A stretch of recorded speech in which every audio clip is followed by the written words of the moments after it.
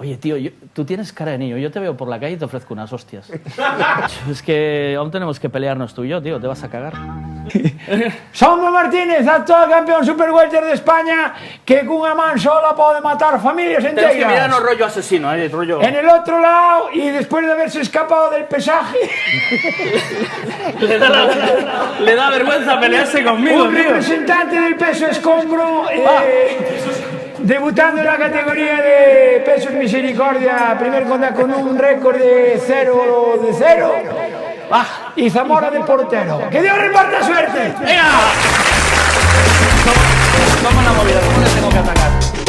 Moviendo a la izquierda, ¿eres zurdo, tío? No me pegues que tengo gafas, tío. ¿Vale?